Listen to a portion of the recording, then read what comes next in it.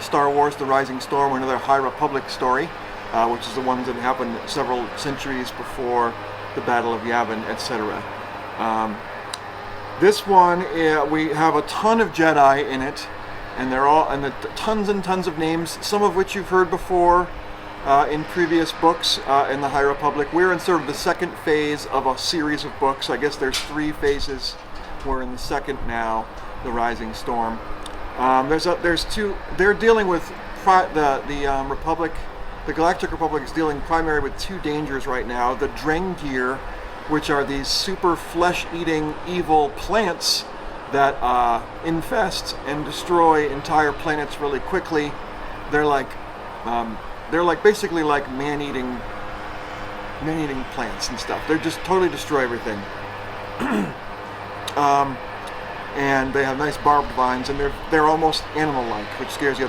The other big, more existential danger is the Nihil, led by Marchion Ro, aka the Eye. He has been the leader, and he sort of inherited it from his dad, and he was sort of, how shall we say, imprisoning a little old lady who was giving them special maps for hyperspace that only she could find. Therefore, he kept her so that he could be the one guy with these paths, which was his sort of key to holding his power.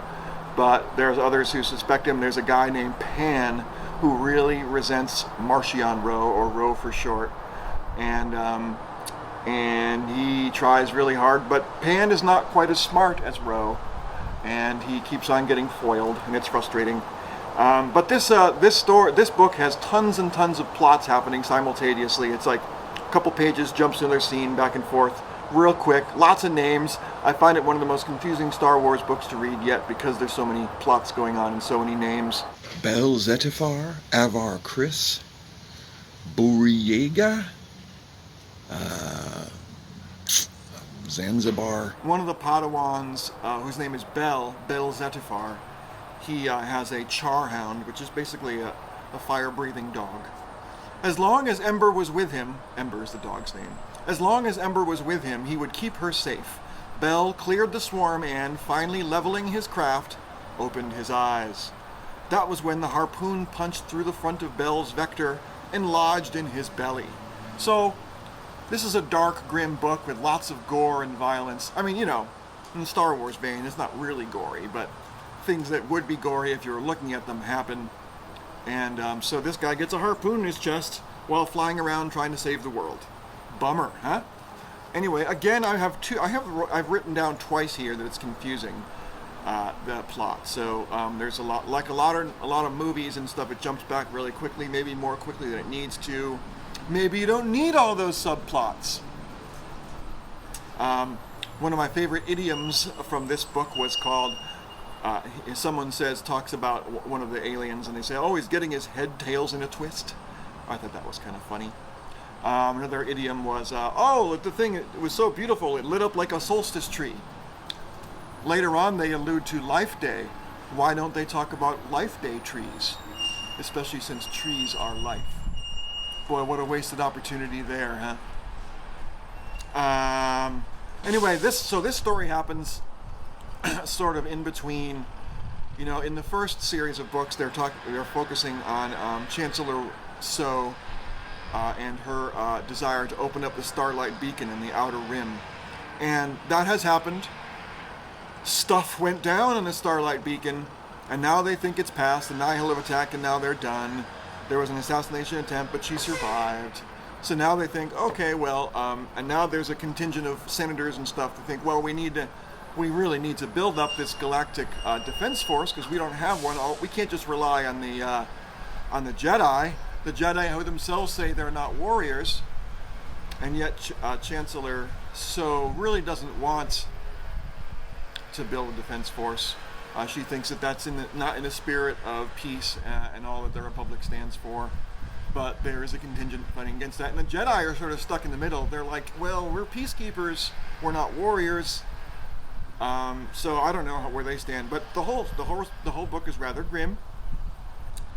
So anyway, these second series of books happens When they're after the Starlight Beacon opened, then there's the Starlight Fair, which is another. It's like actually another celebration, and it's like a big fair where they have people. They bring in animals and zoo things, and just a super duper intragalactic, international, interplanetary celebration of all the galaxy. It's a cultural thing, kind of like the World's Fair, and it's the Stars Fair. And they once again, some of the people who are concerned about the Nihil and the Drenger are concerned that it's maybe not as defended as well as it should be. So it's just, but there are a lot of Jedi there, but some Jedi are staying behind to help the cleanup of the last disaster. So they're spread kind of thin. Chancellor So, though, this is her big thing, and she's actually invited the Togruta to the Republic. They're an interesting race. I think some of our, I'm gonna say Ahsoka, some of our favorite characters are Togrutas. And they're warrior, but somehow peaceful at the same time. They walk around barefoot and stuff. Anyway, the Togruta would be a powerful ally. Right now, they're just friends. They're trying to work towards allyship and maybe eventual membership into the Republic. But anyway, to court the Togruta, the Queen of Togruta, the Togruta Queen actually comes to the fair, and it's a big deal and a big security thing. So she is. And Chancellor So is like, okay, well, we're tight and we're going to be together this whole time because she really wants a Togruta to join. And she does. And then there's a lot of, meanwhile, Chancellor So, she has a son, a teenage son, who really doesn't like the limelight, but there he is in the middle of it because he's the son of the most famous, most important, powerful person in the galaxy. He sets his eyes on the son of the Togruta Queen because they're about the same age, and I guess they're both very beautiful. And so they start flirting, and during the fair, they disappear. They sneak off like teenagers do, which of course causes trouble for the Jedi who are sworn to protect them. So one of them has to go and chase and track them down, find out where they were. In the midst of this big peaceful thing, not unlike Battlestar Galactica and other things where everyone celebrates peace, something terrible happens. They are attacked after all, and it's a big attack. And so chaos, the second half of the book, is mostly the chaos from this big, dangerous, deadly, dark, grim, bloody attack. And it's so there's tons and tons of plot. If you want action, this book has action, lots and lots of action, with a little bit of emotion thrown in there from time to time.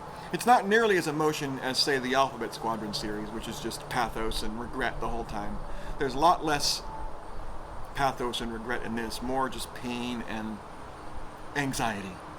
There you have it. Anyway, at one point, one of the Jedis, things are going down real bad, and the Jedi he's like, oh my God, there's like a ship of like 1,000 people. How can I save them? And the only way he can save them is to muster up all his strength and right? And when he does that, that is using the dark side. So this Jedi succumbs to the dark side in order to save an awful lot of people. And then he has to make amends, or does he go to the dark side? Because once you slip down the dark side, it's a dangerous trap. So that happens too. How does that resolve? You'll have to read it to find out, because I'm not going to tell you the ending. So this is a dark, grim, action-packed book. If you're able to keep track of many plots at once, this is the book for you. If you can't do review,